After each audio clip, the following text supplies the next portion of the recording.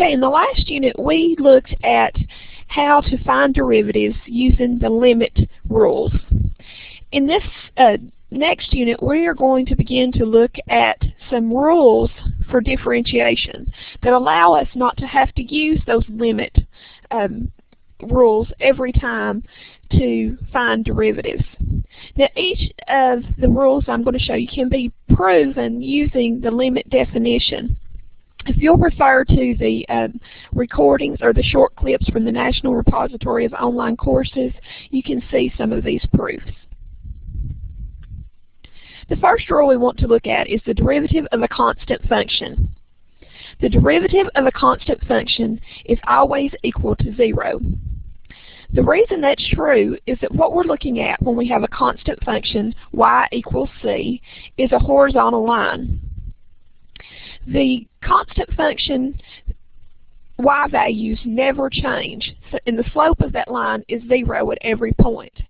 When we find a derivative, we are actually finding the slope of the curve, and so the slope is always 0. That tells us that if you look at the examples to the right, the derivative of -4 is going to be 0, and the derivative of 1,000 is also going to be 0. Next we look at the power rule.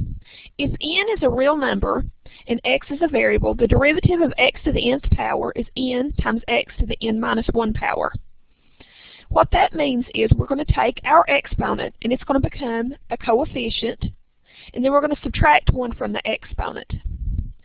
So if we differentiate, take the derivative of x to the 3rd power, then that means we're going to make the 3 a coefficient, and we're going to subtract 1 from our exponent.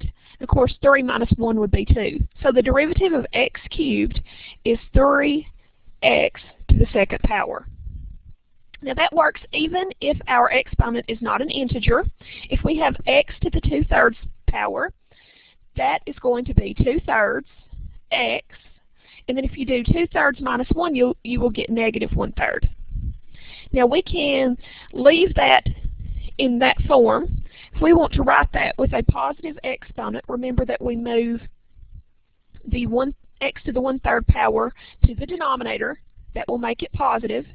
If you also remember, x to the 1/3 power is the same as the cube root of x. So this is the same as 2 divided by the cube root of x. So those are just some different notations for that answer. If we take the derivative of x raised to the square root of 2 power, then the square root of 2 will become our coefficient, and we'll have x raised to the square root of 2 minus 1. Now remember, square root of 2 and 1 are not like terms and cannot be combined together. Next we have the derivative of 1 divided by x to the 4th.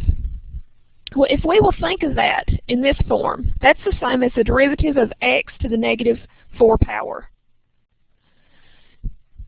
Then we can say -4 times x and subtract 1 from -4, and you will get -5.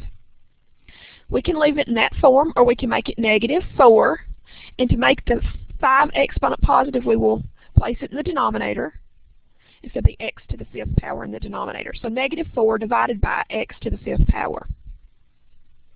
If we take the derivative of x to the -4/3, -4/3 will become our coefficient.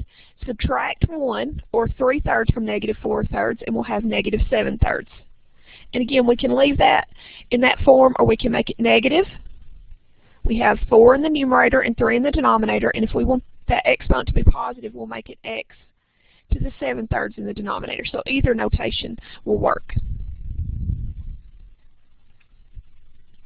Another rule we need is the constant multiple rule.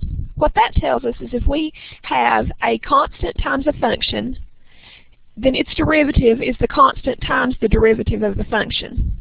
What that means is if we take the derivative of 3x squared, that's the same as 3 times the derivative of x squared. Or 3 times, remember the derivative of x squared, we bring the 2 out and make it a coefficient, x.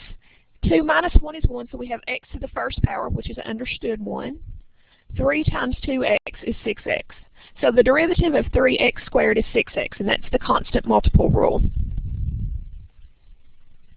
What that tells us is if we have the graph of y equals x squared, as you see in yellow, and the graph of y equals 3x squared, as you see in blue, and you think about the tangent lines at any given point, then if we look at x equals 1 on our original y equals x squared graph, it has a slope of 2. If we look at x equals 1 on the graph of y equals 3x squared, the slope is y equals 6, or triple what the slope was at the same x value for our original graph.